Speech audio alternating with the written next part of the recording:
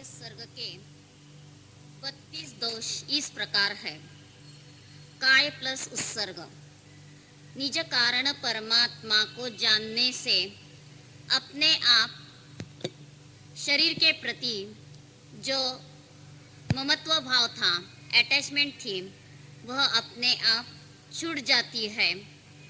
यानी कायस्थ सर्ग का अर्थ पॉजिटिव शुद्धोपयोग और निगेटिव अर्थ शरीर के प्रति प्रेम छूट जाना, यह सहज हो जाता है।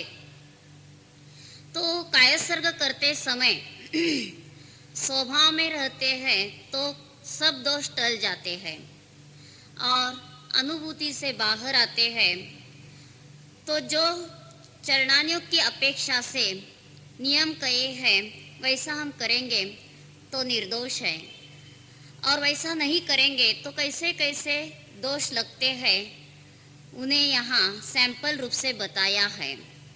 कायस्थ सर्ग करते हुए एक पांव हिलाना व दूसरा स्थिर रखना, यह घोटक दोष है। दूसरा दोष, कायस्थ सर्ग धारण करके अपना शरीर वेल की तरह हिलाना, यह लता नाम का दोष है। तीसरा दोष, स्तंभ दोष। खंबे के सहारे से अथवा खंबा की तरह अंतःकरण कायस्थ सर्ग के समय जो विचार करना है उससे शून्य रहना, इस दोष का दूसरा नाम कुड्य है। चौथा, माला दोष। मस्तक से किसी एक वस्तु का आधार लेना। शबरी वधु दोष। भिल्ल की स्त्री के समान अपना गुह्य भाग दोनों हाथों से ढकना या गुह्य भाग के सामने दोनों हाथ लाना। विगल दोष। जिसके पैर में बेड़ी है ऐसा मनुष्य अपने पैर फैलाकर जिस तरह खड़ा रहता है उसी प्रकार पैर फैलाकर कायस्थ सर्ग करना। लंब मस्तक दोष। गर्दन नीचे करके कायस्थ सर्ग करना। उत्तर मस्तक। गर्दन ऊपर करके कायस्थ सर्ग करना। स्तन दृष्टि। कायस्थ सर्ग करते समय अपने स्तन की ओर दृष्टि रखना। वायस दृष्टि। कौवे की तरह कायस्थ सर्ग करते हुए एक तरफ देखना। खलीन दोष।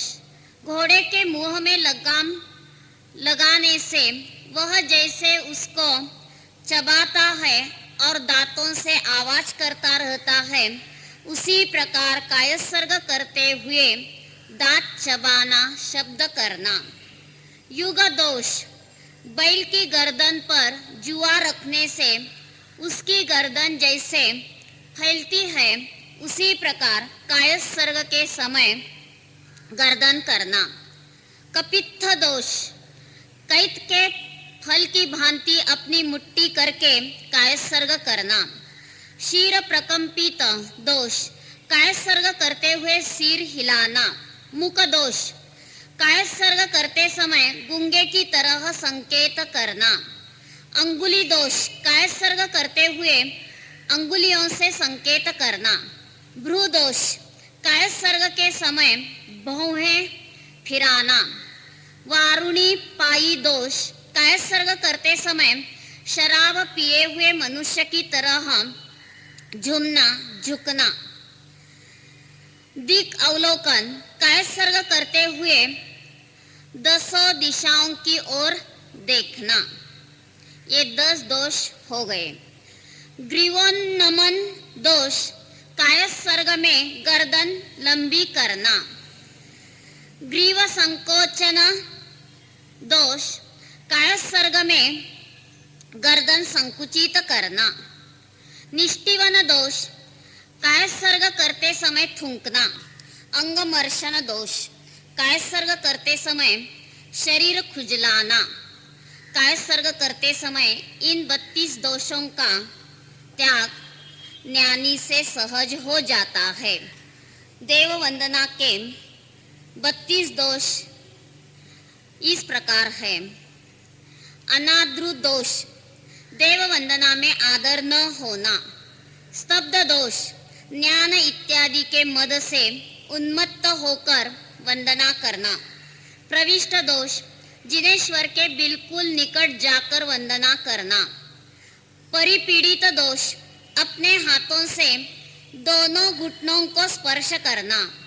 दोलायित दोष, वंदना करते समय अपना शरीर हिलाना यानी डुलाना अथवा वंदनीय ऐसे परमेष्टि विषयक मन में संशय होना। अंकुश दोष, अंकुश की तरह हाथ की अंगुलियां मस्तक पर रखकर वंदना करना। कच्छ परिंगित दोष, कच्छप की तरह हाथ पैर संकुचित करके वंदना करना। मत्स्योद्वर्त दोष, मछली की तरह एक तरफ घूमकर वंदना करना। मनोदुष्ट दोष, आचार्य इत्यादि के विषय में संक्लेशित होकर वंदना करना। वेदीबद्ध दोष, अपने हाथों से घुटनों को घेरा डाल वंदना करना अथवा मस्तक पर हाथ जोड़कर नमस्कार न करके छाती के ऊपर हाथ जोड़कर नमस्कार करना। भय दोष, यदि देव की वंदना नहीं करोगे तो तुम्हें दंड करूंगा, ऐसी धमकी देने पर वंदना करना। स्वयं भय दोष, स्वयं गुरु से डरकर देव वंदना करना।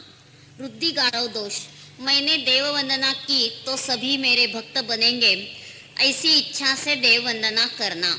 गारव दोष, खुद की महिमा बढ़ाने की इच्छा से वंदना करना अथवा भोजन पिंची वगैरह उपकरणों की इच्छा रखकर वंदना करना। स्थैनिक दोष, किसी को नहीं समझेगा इस प्रकार चोरी से वंदना करना। प्रतिनीत दोष, गुरु की आज्ञा न मानकर वंदन करना। प्रदुष्ट दोष, साधर्मी यति से झगड़ा करना, क्षमा न मांगना, ऐसा होते देव वंदना करना। तर्जित दोष, साधर्मी को डराकर देव वंदना करना। शब्द दोष, कोई विषय कहते कहते देव वंदना करना। हिलित दोष, साधर्मी का उपहास अथवा ठट्टा करते हुए वंदना करना। त्रिवलित दोष, गर्दन कमर व छाती टेढ़ी करके वंदना करना अथवा मस्तक पर 3 रेखाएं रखते हुए वंदना करना। कुंचित दोष, मस्तक पर हाथ जोड़कर न रखते हुए वैसे ही रखकर वंदना करना अथवा दोनों घुटनों के बीच सिर गड़ाकर नमस्कार करना। दृष्टादृष्ट दोष, अपनी तरफ किसी का देखना संभव है वंदना करना, वह ऐसा नहीं हो तो न करना अथवा किसी ने देखा तो बड़े उत्साह से वंदना करना, वह कोई न देखता हो तो निरुत्साह होकर वंदना करना। संग कर मोचन दोष, देव वंदना करने को विवश करते हैं, यह बड़ा अन्याय है ऐसा कहकर देव वंदना करना। लब्धा लब्ध दोष, गुरु से कुछ मिले तो बड़े उत्साह से वंदना करना और नहीं मिले तो निरुत्साह से देव वंदना करता है। हीन दोष, विधि नियम में से कुछ छोड़कर देव वंदना करना। उत्तर चुली का दोष, वंदना तुरंत पूरी करके आलोचना इत्यादि काम में अधिक समय व्यतीत करना। मूक दोष, मौन धारण करके देव वंदना करना। दर्दुर दोष, अपने शब्दों से दूसरों के शब्द ढालकर वंदना करना। सुललित दोष, गाना गाते गाते देव वंदना करना। ये दोष कब होते हैं? जो अनुभूति को नहीं प्राप्त होता है तो अज्ञान अवस्था में ये दोष होते हैं, और जो अनुभूति लेकर विकल्प की भूमिका में भगवान के प्रति आदर बहुमान करता है तो वह निर्दोष वंदना कर सकता है। मूलाचार में वंदना निर्दोष कब कही है? जो एक रूप ध्रुव स्वभाव को जानता है तो उसको दोष लगे तो भी वह निर्दोष कहा है, और जो ये 32 दोष टालकर वंदना करता है लेकिन स्वभाव को नहीं जानता है तो भी वह दोषयुक्त ही कहा है। यानी चरणानियोग का ग्रंथ होने पर भी उन्होंने शुद्धोपयोग को ही महत्व दिया है। तो स्वभाव को जानकर हम वंदना करते हैं तो अपने आप ये दोष टल सकते हैं और अपने आप हम परम शांति को प्राप्त हो सकते हैं।